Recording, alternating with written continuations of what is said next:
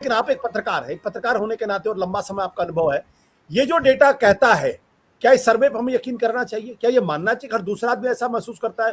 क्योंकि इसके साथ साथ ये भी है कि देश के प्रधानमंत्री नरेंद्र मोदी की लोकप्रियता इसी सर्वे में 53 पॉइंट से ज्यादा, 53 से ज्यादा है, और लगातार उनकी सिर्फ कोविड के दौरान उनकी लोकप्रियता में अचानक बड़ी कमी आई थी, जब 24% हुआ था। सेम सर्वे था, सेम एजेंसी ने सर्वे किया था।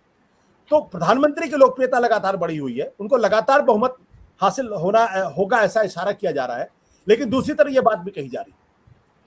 आशुतोष जी, अगर 48% लोग ये कह रहे हैं कि लोकतंत्र खतरे में है, तो उसके पीछे जो एक वजह, जो ठोस वजह जो आम जनता के दिमाग में बैठती चली जा रही है, वो प्रधानमंत्री मोदी जी की बढ़ती हुई लोकप्रियता भी हो सकती है, क्योंकि दूर दूर तक उनको उनके स्टेचर का, उनके सामने मुकाबले में खड़ा हुआ उनकी तरह का एक ऑल इंडिया लेवल का कोई लीडर दिखाई नहीं दे रहा है।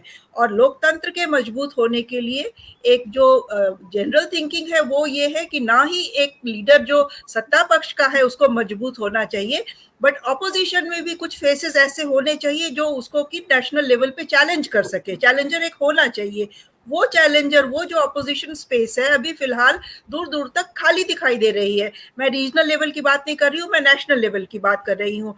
और ये तो सच्चाई है कि नेशनल लेवल पे प्राइम मिनिस्टर मोदी के अगेंस्ट अभी उतनी ज्यादा एक्सेप्टेबिलिटी वाला कोई नेता ऑपोजिशन खेमे में नहीं है। तो एक ये वजह हो सकती है। दूसरा, हरि कुमार जी ने इंस्टीट्यूशंस की बात की, तो इंस्टीट्यूशंस की फंक्शनिंग पे तो हमें बड़े टाइम से ये हमें डाउट्स देखने को मिल रहे हैं, जबकि इंस्टीट्यूशन के ही लोग अपने संस्थाओं पे अगर क्वेश्चन मार्क लगा रहे हैं, तो जब इंस्टीट्यूशंस खुले आम फ्रीडम के साथ काम नहीं कर सकेंगे, मीडिया की देख लें, जुडिशियरी की देख लें, इवन एग्जीक्यूटिव तो चलो पहले से भी कॉम्प्रोमाइज हुआ करता था, but specially judiciary and media इतना कॉम्प्रोमाइज्ड हमें पहले कभी देखने को नहीं मिली थी, चाहे वो जिस वजह से भी हो। लेकिन आज की डेट में इन दोनों ही इंस्टीट्यूशंस पे बहुत क्वेश्चन मार्क खड़े कई दफा हो रहे हैं।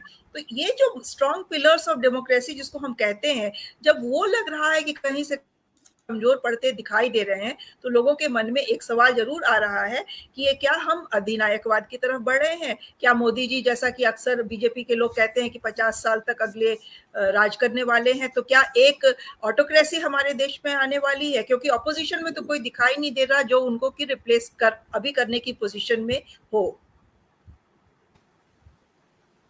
सर, आपकी आवाज म्यूट है। इसमें आपने मीडिया का नाम नहीं लिया।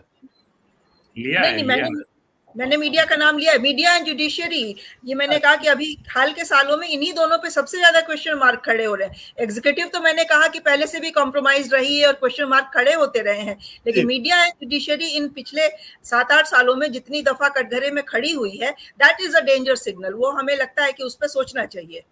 सत्य हिंदी का ऐप डाउनलोड करें गूगल प्ले स्टोर पर।